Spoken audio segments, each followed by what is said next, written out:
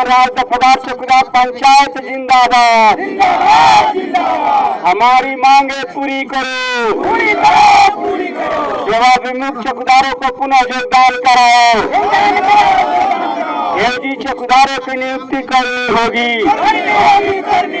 झारखंड चौकीदार संवर्ग नियमावली 2015 के खिलाफ में की गई नियुक्ति रद्द करो। एक दिवसीय धरना प्रदर्शन किया जा रहा है झारखंड राज्य दफादार चौकीदार संघ के बैनर तले।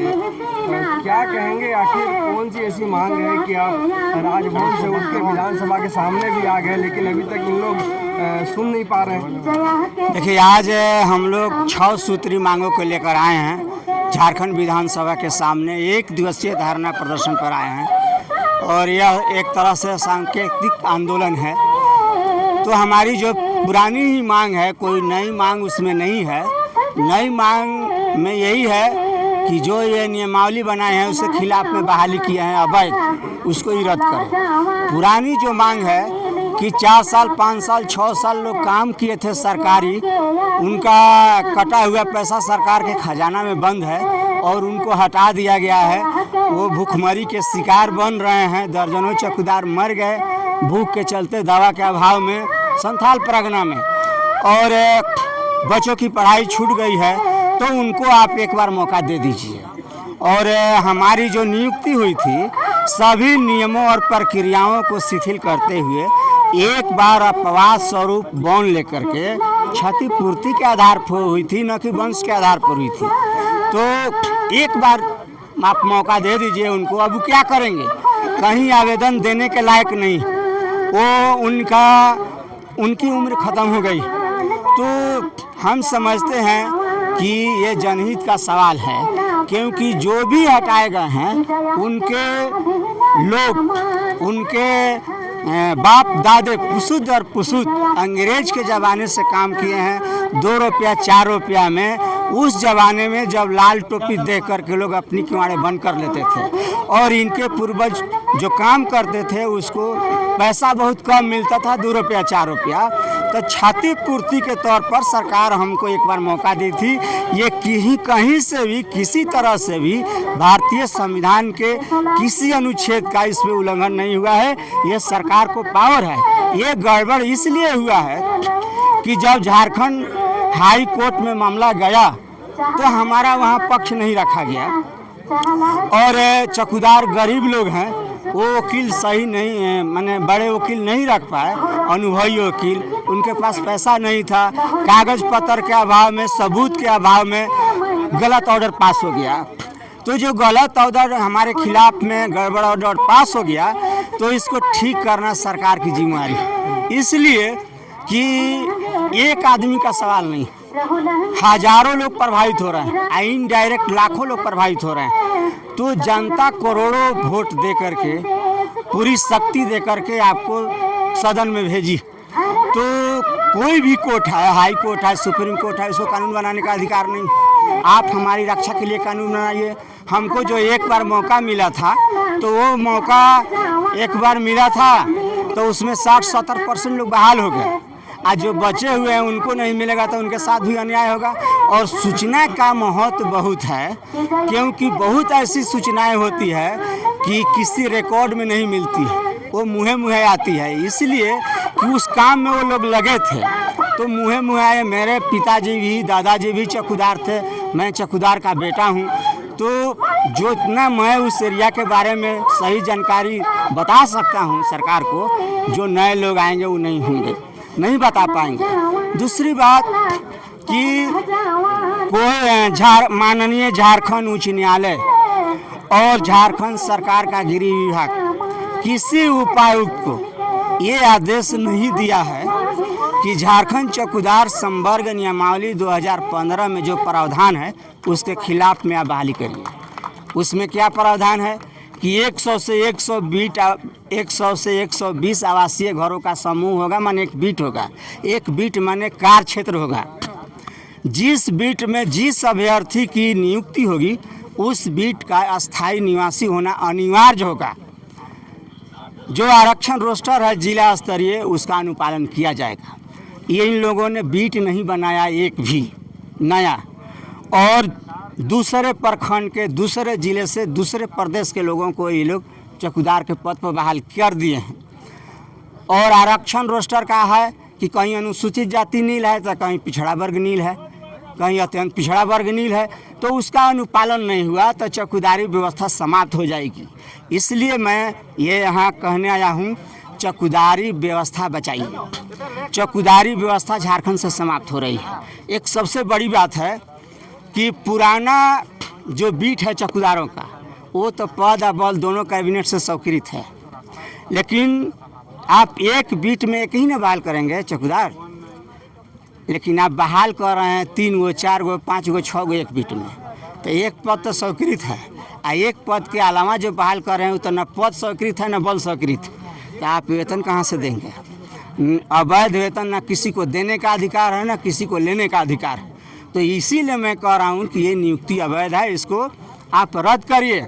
और मैं आज नहीं बोल रहा हूँ, मैंने बोकारो में धरना दिया और रामगढ़ में धरना दिया, वहाँ सम्मेलन किया, सिमडेगा में प्रेस कॉन्फ्रेंस गुमला में किया, वहाँ बैठक किया लोहरदगा में, सब जगह हमने कहा कि बहाली अवैध हुई है, इसको मैं चुनौती देता हूँ।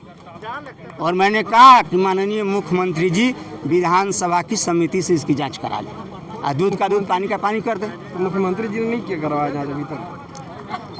अभी तक मुख्यमंत्री जी जांच नहीं करवा पाए? अभी तक कहाँ हुआ जांच? आपको याद होगा आप लोगों को कि मैं 1 महीना राजभवन पर बैठा था और पिछले साल 23 में 24 में भी बैठा, 20 दिन 8 दिन उपवास भी रहा, आमरण अनशन किया और यही बात बोलते थे। तो ये संज्ञान नहीं ले रहे हैं, तो हम यही इनसे कहना चाहते हैं कि बाबा हमको बोले थे, बाबा माने देशम गुरु शिबू सोरेन जी, जो जिस पार्टी के नेतृत्व में झारखंड की सरकार चल रही है, उन्होंने मुझको वचन दिया था कि कृष्णदयाल जी ये चौकीदारों की सरकार है, झारखंड की सरकार, इस सरकार में चौकीदारों का काम होगा, आप रांची आइए, हम सरकार को बोलेंगे। मैं ये बात माननीय मुख्यमंत्री जी को बता चुका हूँ। तो मैं आप लोगों के माध्यम से हम यही कहना चाहते हैं कि इनका काम करने में जो भी आपको बाधाएं दिख रही है, आ रही है, उसको आप दूर करिए। जनता आपको शक्ति दी है और पूरी शक्ति दी है। आप सदन में प्रस्ताव लाइए और वहाँ बहस करा लीजिए, प्रस्ताव पास करिए। सेवा विमुख और रेव जी का काम अध्यादेश जारी करना होगा और नहीं तो विधेयक पास करना होगा, 2 ही रास्ता है। और ये गरीब लोग हैं, आप हमेशा बोलते हैं कि यह सरकार दलितों की सरकार है, मूल निवासियों की सरकार है, पिछड़ों की सरकार है, गरीबों की सरकार है।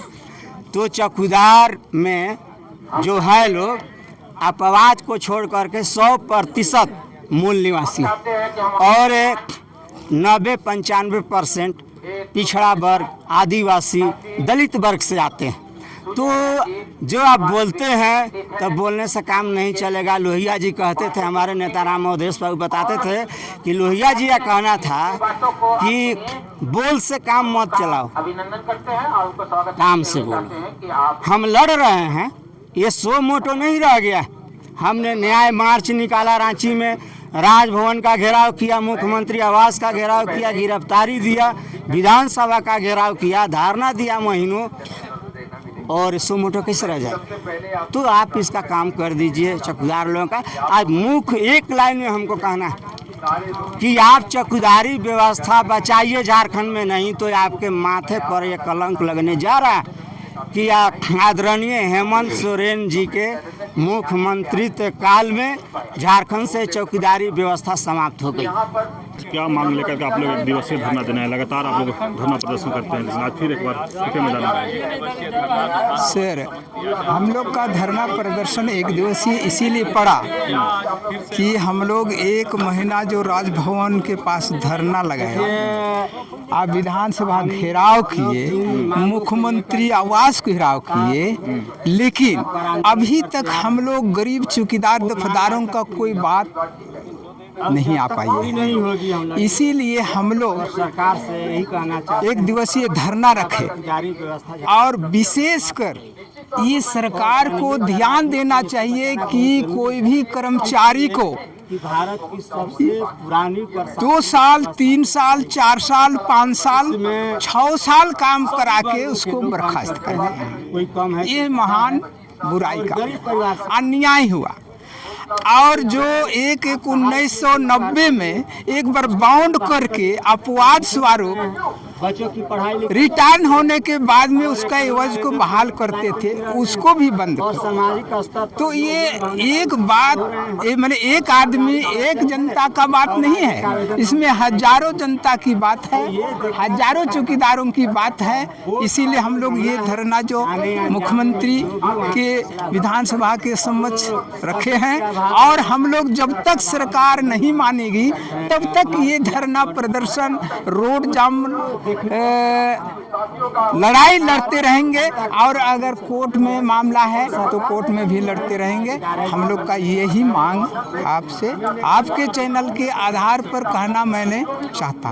परिचय है? नाम बताइए। मेरा नाम इतवाराव है।